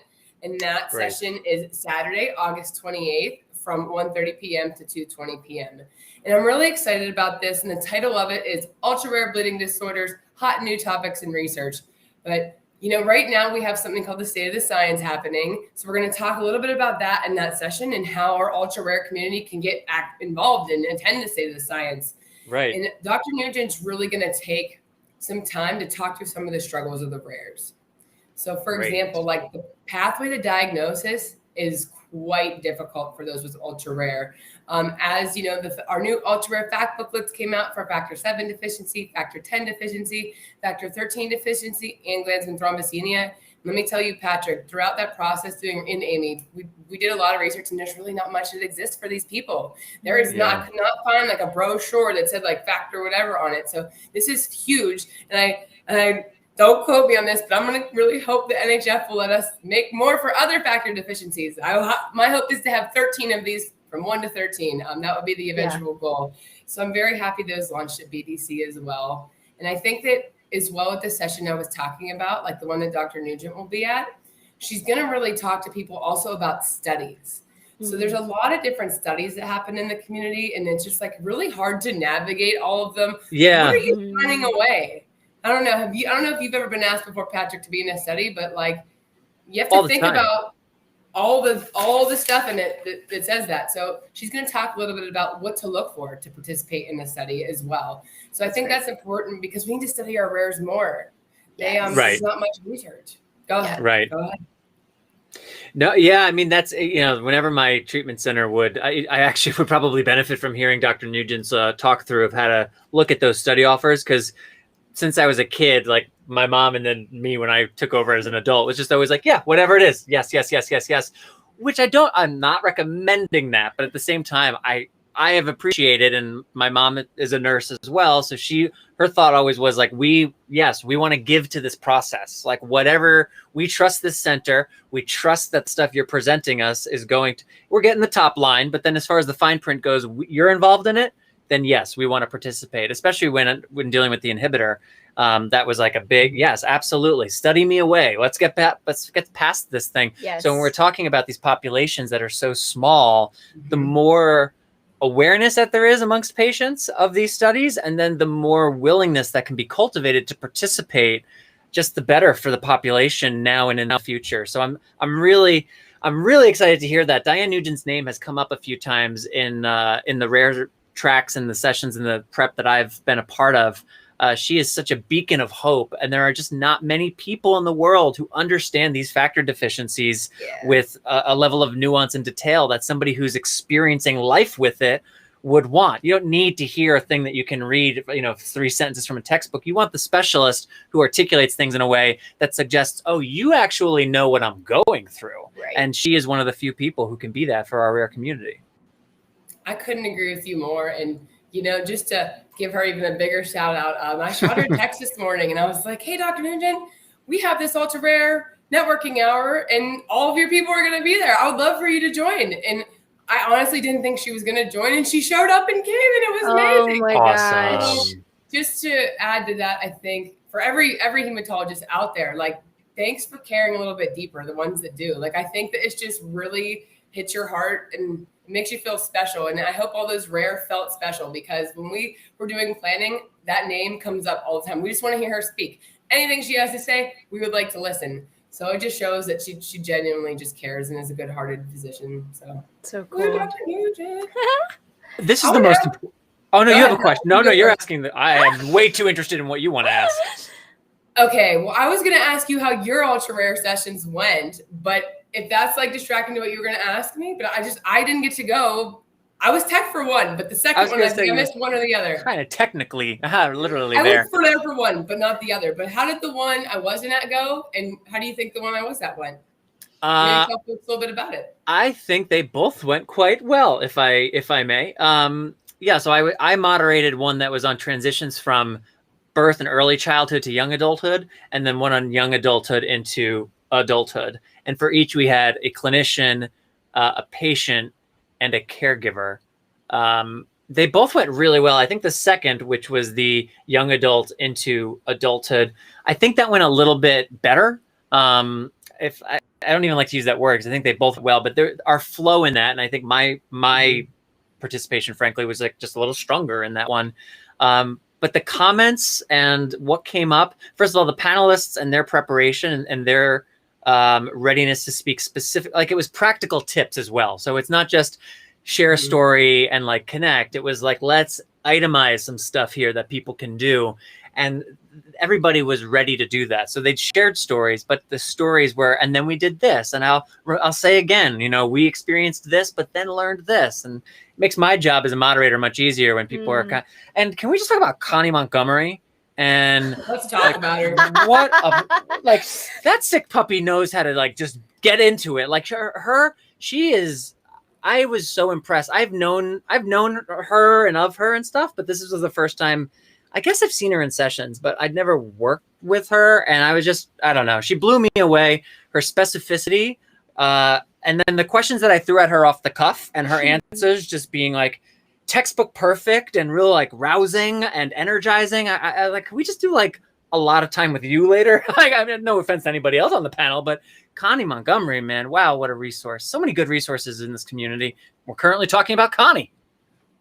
Agreed. Connie is just such a sweet person. And, it's funny. I met Connie in North Carolina at some type of event, and I didn't know her then, no, but we were getting on the shuttle from the airport, and I'm like, she looked kind of lost. I was like, you look a little bit lost. Like, are you going to the same event as me? And she's like, I am. So we got on the shuttle, and we just, as soon as you meet Connie, you just start to she just lightens you up. She's so easy to talk to. She's so passionate about anything she speaks on as well. Yes. So definitely one of our more wise advocates for our ultra rare community for sure. And I'm just so happy we have her. Cool. So now my equally important question, are you currently wearing your fish flops? Oh my gosh. I knew you were going to ask this. I knew you were going to ask this. Yes. It's fun to make them swim. Oh, they made their debut. Thank you for giving them a platform, but I've had them on for the last couple of days, and we'll continue to wear them because I'm having, knock on wood, a fantastic conference. So really after this, it's one more day to go for me and my team, but I'm just going to keep the lucky shoes on. And Amy, I wish you kind of would have been there, but Mel loved it. Mel, I think was really thrown off guard. I think I might have got Patrick off guard too, which is really hard. Yes. Oh my gosh. What do you say when someone's like, also, I just want to reveal that this is my lucky conference charm. I have special shoes, and then she shows those. Like, what are you supposed to do with that? There's nowhere to, it's a flabbergasting moment. That's incredible. I've heard about them for a week. So they're very famous. We're talking about them quite a lot. Yes. And by we're, I mean mainly me. I wanted to ask, because sometimes I don't feel like folks in the community know about fish flops. A, B, how all hands on deck this conference is for the staff of NHF. And even my favorite thing about NHF is even the finance team has to they have jobs, they have to go moderate or just take attendance in sessions or whatever. So I just want to check in, how's the NHF staff doing? All hands on deck. This is such a team building exercise for you guys. How are you doing? We're doing really well, to be honest. It's very funny. So for every session, for those of you who don't know, we have a staff manager, we have a tech manager and a chat manager. So we kind of build these little teams before the session to help. Cute. So for my basics of VWD session, I was like, this is the basics team. We're the best team. And I just create this camaraderie, and we're just a big team.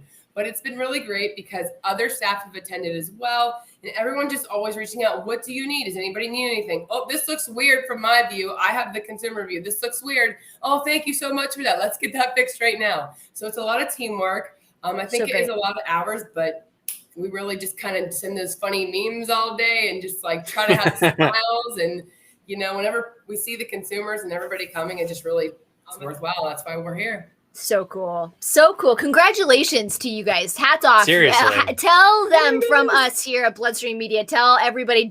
Send it in the chats with the big Taylor Swift meme that Amy Board said. Congrats. I will absolutely send that thank you to the entire staff. Thank you. And I did send them so the song that we sung at the rare reception, I sent them that. We have a recording of it, and everyone now is just singing on the moon, on the moon. And then there was something about getting a bloody nose on the moon. And it was just such a hilarious, fun song. Amazing. Amazing. Nicole, I don't know if you have the space, the mental, emotional space for this during BDC, but I've been bringing this up with everybody we've spoken to. One of the things leading up to the BDC this year that became clear for me, and apologies to those who've heard me say this now a few times on the stream, but I was thinking about what makes the conference special for me and trying to really sit with that and thinking about the virtual conference and one of the things that really popped was that I kind of go to the conference each year with one or two things that are top of mind with regard to my hemophilia, whether it's something to do with pain and arthritis or joints and mobility, or thinking about replacements and fusion and wanting more information, curiosity about the pipeline, whatever. It could be any number of things depending on the year and what I'm going through. But it tends to be whether I'm conscious of it or not when I go. There's one or two things that's running through my head throughout that I'm looking for relief on, connection to, answers about something. And I'm just curious to know from everybody now, from you, Do you have that experience? And if so, what's the one or two things personally that you are seeking answers, relief, connection on at BDC this year, if you have space for that? So don't necessarily have space, but in a perfect world, if I did have space, and even if I can like rewind to, previous event, one thing, like you kind of said, when it relates to my body. So I would be very interested in attending a session about iron deficiency because I've dealt with that myself. So I'm not too sure, but this is really weird. But I've been told I drink a ton of milk. So this is like super personal, everybody, but I drink like a half a gallon of milk. So happy to know this. It's very weird. But the point of the milk story is that it really can decrease my iron. So I drink such a high volume of milk. Not only do I have a bleeding disorder, but like because it's such a high amount, like it really made my iron deficiency severe versus just like iron deficiency. So I'm like weaning myself off the milk. But anyways, I would love to ask like if that's true. Like I've read some places, but I can't find like a real good source. But like my mom will tell me that. She'll tell me to take a spoonful of molasses. It'll make my iron go up. But I'm like, get out of here. Like, show me. It's funny. I was at both my treatment center and my primary care physician's offices within the last 2 weeks. So I've gotten my tune up and my check-in, and we were talking about different things that I'm experiencing. And like, have you tried making sure to have at least one banana or avocado a day? Are you having calcium and magnesium? And like, well, yes, but not religiously. So it's hard to know if it's blah, blah, blah, blah. And it can be really like, I remember even as a kid especially with the inhibitor years and just, we were trying anything we could to try to reduce impact. It was like, I'm taking 17 different things. And it was like, how is the such and such helping? And I'm like, I don't know. I just know the totality of it all is this, and this is like, okay, but then we tweak this. And there's like so much mystery. I feel like, especially when it comes to diet and supplements with like what interacts with my bleeding and clotting life positively and what's negative and what for me, like, doesn't necessarily matter. Everyone's body is different. I think I said this the other day when we were talking about cholesterol. When I was at my primary, actually, funny enough, I got comp blood work done with my HTC. So then when I showed up to my primary, they were like, oh, we have no blood work to do. Like, they were very excited to do blood work. They're like, we have nothing to do with you, but we have all of your results, so we can go over stuff with you, which I hadn't done with my treater at the HTC. So I was like, okay, this is good teamwork. But they were like, your good cholesterol is excellent, and your bad cholesterol is excellent. You must have a great diet. And I was like, I don't, but that's good to know. And I'm not saying that like I'm just built that way, but I do think there's like parts of my health. Yeah. I've said this for a long time, and now my wife, Natalie, says it too, because she's come to see it's true. If it weren't for the hemophilia, like my body's built pretty well. Like the multi-generational Irish farmhand stock that I came from serves me pretty well. There's just this like one big asterisk that's, had something to do with my entire life experience that, makes me not an NBA athlete, so to speak, but or a prime farmer for that matter. I wouldn't be the good farmhand that I would otherwise be built as. But anyway, so yeah, I guess I feel you on like trying to sort of know like, all right, I'll try this. I'll eliminate the milk. I'll try this supplement, and there's a part of it that's just like the milk and it doesn't do anything. Like bring it back. I don't know how to say that. Like for real, you're allowed to bring it back if there's no change and you enjoy the milk. Bring it back. Have the milk. We don't know about milk. We don't know about coffee. We did a thing on BloodStream. I don't know when ago, but my entire life I've been told. Welcome to the BloodStream podcast. Yes. But my entire life I've been told that like coffee's not necessarily that good. Like there's caffeine, that's a drug that we're all just cool with. Yeah. And like we all have way too much of it, and it's not good for you. And then I would start hearing like, no, maybe that might be good for you. There's some stuff that might be good for you. And then it's not good for you. You can't have coffee. You have to reduce coffee. And then maybe it's good for you. We found this thing earlier. It was like, it's been going on for decades. Yes. It's so like many people have been researched. Yes. It's ridiculous. It's like a data set I've never seen before. And it says coffee's good. And so that's all I need. That's it. That's the end of the input that I'm taking in on coffee for now. That was the takeaway. Coffee's good. Is that we don't need to worry about it. Well, I hope I find my milk is a good resource too. Yeah, I hope so too. Maybe they do the same thing. We'll see if they might be doing research into coffee and milk over the last few decades. For you. There's a really good chance. You're the only person I know who drinks milk. And I just want to say to you, like, I respect it. I respect it. I drank so much growing up. I can say I that. appreciate the respect because I get a lot of disrespect from my family about it. They're like, "You're crazy." I get it because people are like, you know, it might not be a thing that's like, you know, everyone does. I Common. respect it. There you go. You won Amy Board's respect. So what more could you really ask for? Taylor Swift part. Nicole, appreciate you finding time to do this with us amongst all of your other many responsibilities. Yes. Congratulations to you. And as Amy made the point, to the entire team on pulling off yet another mammoth conference, and a special congratulations and applause to you for everything that you personally have done for the rarest of the rare in our community. Not just the work, but the energy and the passion and enthusiasm that you bring to it. And the leadership. That stuff matters. And even though I'm not someone who's rare and benefiting directly from it, I know it matters, and you deserve a lot of credit for it. So thank you and keep it up.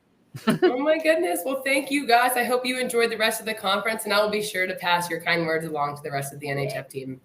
Right on, Nicole. Thank you, all right, have a good rest of your Friday. Alma. Take care. Nicole Scappi, education specialist from the National Hemophilia Foundation. That's so cool that Dr. Nugent stopped by the networking reception that she invited her to. Dr. Nugent, I think, is cool. I do think we have really down-to-earth physicians in this community that we don't like appreciate fully. Jonathan was kind of talking about it until you like get out of it and you go into another like disease state, or you have another specialist and you're like, wait, what? You're like, wow. Okay. Really, truly, I mean, in the trenches, and yeah, it's really cool. I remember when I was first with Kaiser Permanente here in California, and I had a big epic thing with Kaiser Permanente, and we're not going to relitigate the whole thing right now, but I mean, relitigate, I say facetiously, but almost literally. But they were trying to make the argument during my horrific onboarding process with them that the services they provided were equal or comparable, if not superior, to, like this was the BS language, to that at the integrated care model of a hemophilia treatment center. Because my point was like, you're sending me to 9 different places to get care, and none of these people know about hemophilia. Never mind one place where all the experts are in one spot. You're sending me to a lot of spots with no experts, and you're claiming it's equal or better than? What nerve? Like, you're just lying about that. And I remember very well when I don't remember the individual's name. He was the head of their hematology in SoCal at the time, but he was my hematologist. And I remember sitting in his office. We talked for a while, and then he went to his little like office and was doing research on hemophilia. And we'd only been talking about like basic stuff so far. And I appreciate that he's doing research, and I appreciate someone who can know what they don't know and go and try to get the answers. But again, don't flippin' tell me that this is equal or comparable to a hemophilia treatment center's integrated care model when your head hematologist, who I'm seeing in isolation from any other clinician, doesn't even know about the disease at its most fundamental level. Again, you're just freaking lying. And so when Jonathan was talking about that, I was having like, you know, seeing red flashbacks to it's, I mean, I heard actually Jessica Richmond, I think, mentioned this on Flow, our podcast, Straight Talk on Extreme Bleeding, but medical gaslighting, you know, and like, you're lying to me. You are and like I'm thinking of the person who would be saying this to me. And it's like, based on ignorance and ego, you know, because you well know, said. It's almost like they don't even know. They don't even know what a treatment center is. And I think that's some of the things that our national advocate leaders are starting to try to work around. It's not necessarily like, you know, we're trying to get into the systems a little bit, but just the payer system, like just the insurance payer system, to understand the specialty of hemophilia treatment centers, therefore to have a hemophilia treatment center in network regardless. Yes, because it is not only good for patient health outcomes, but for you, payer, it's going to save you money because it's going to reduce hospitalization. It's going to reduce product usage. It's going to reduce down the road surgeries. It's so efficient. It's such a like, and it can be so maddening that what seems like utter logic with data to back it up is just ignored or dismissed or railroaded by ego and ignorance. And yeah, when Jonathan brought that up, I was like, I am getting hot. I'm getting hot, but now I'm okay. Although I have to say, very sweaty. Still sweaty. Still very sweaty. If you missed the beginning of the stream, it was this then. It's this now. I gotta. I'm supposed to do a presentation. A lot of things today. Do you have more shirts? Usually, you have like 4 shirts. I have like 6 shirts in there. I realized about half of them are exactly what you're not supposed to wear on camera, like small like check patterns. Right. Yeah, I was like, that was a really smart choice. But those are shirts I prefer. So I do have other shirts. So my choices for this upcoming I'm doing, what is it called? It's the Industry Symposium Owning It, sponsored by Takeda. Oh. I'll be there along with a couple other guys. I think the subtitle is Real Guys Taking on Hemophilia A. And I'm a real guy, and I got hemophilia A. I'm in that session. So if you see a shirt, you know that I'm just going like this the whole time. I just want to like take you back, just like to give you like a little nugget, BloodStream listeners. Something that PJL does a lot is that he brings a lot of shirts on hangers. I do. They'd be helpful. They're great, but like Team even impact. like a normal working day, and not always, like a lot of times, like we're very casual here, but some days like Patrick will arrive in a hoodie and like he'll have a meeting that, and so he brings a shirt on a hanger and they just hang on the back of his desk. Anyway, it's so Patrick.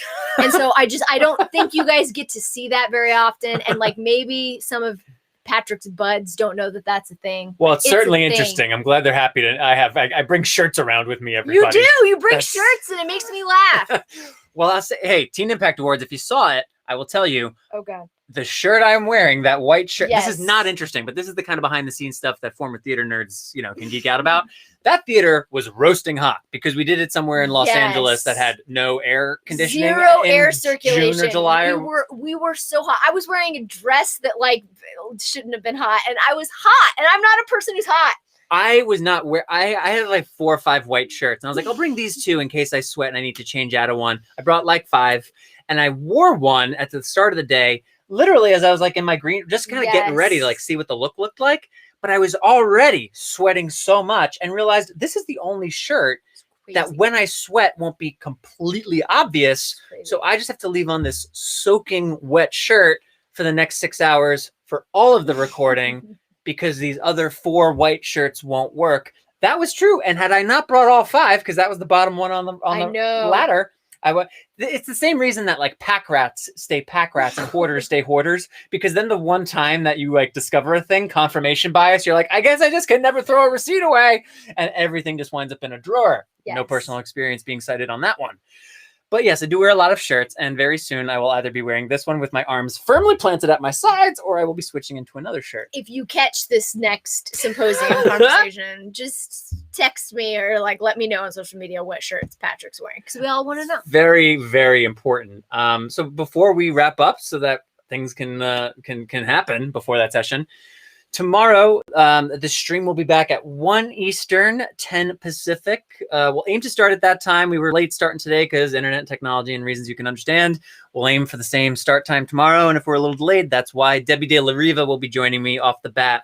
I won't be here. That was the next note. So I want to give you the opportunity to say what you would like, as this is the end of your BDC 2021 It's the end experience. of my BDC, OMG. I won't be here.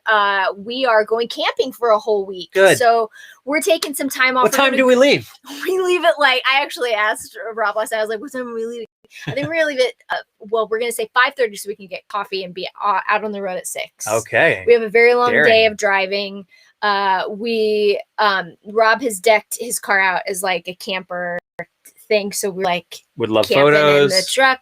Yeah, it's gonna be great. We're going to Yellowstone and the Grand Tetons. Nice. Which is terrific, which Rob hasn't been to since he was a kid, and anyway, I haven't been in a while. So anyway, we're so excited about it. I will not be here tomorrow, so please enjoy Patrick and Debbie. And it's just been a joy. It's to tell you the truth, we put this together, and 9 times out of 10 we have no idea if it's gonna like work. It's like, kind of the thing, but it really truly felt like hallway conversations. It was just so fun to have everyone like pop in and hi. And I don't know, it was just really lovely. So I hope you enjoyed it. And I just will reiterate what 100% of our guests have reiterated. Can't wait to be back in person. Cannot wait to see y'all in the hallway. It's great. Have a great trip. Enjoy the time, the very well-deserved time off. Thank you.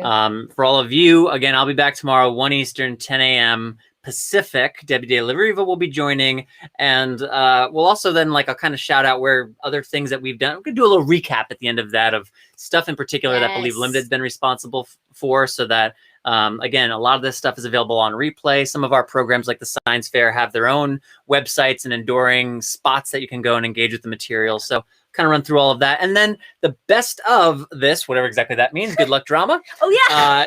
That's going to run next month as part of the BloodStream podcast.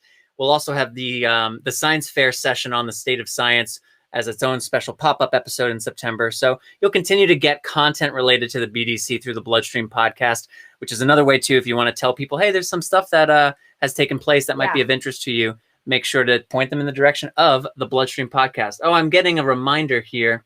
Man, our producers are on it. Let me take a peek. Oh, you're completely right. And that's actually much better. So let me correct myself. 1 o'clock Pacific, because on this list, it's our time, not Eastern time. So 4 Eastern, 1 o'clock Pacific, which is even better because then you have some time to go through some sessions in the early part of the day, and then you can drop in with Debbie and I in the afternoon. So 4 Eastern, 1 Pacific tomorrow, and then all the podcast stuff will follow. You're going to have a great camping trip. Yeah. I'm going to see you tomorrow, and I'm going to go change my shirt before this next session. Thank you, Greg. Thank you, Colby. Yes. Thank you, everybody. And we'll see you guys tomorrow. Bye, Enjoy everybody.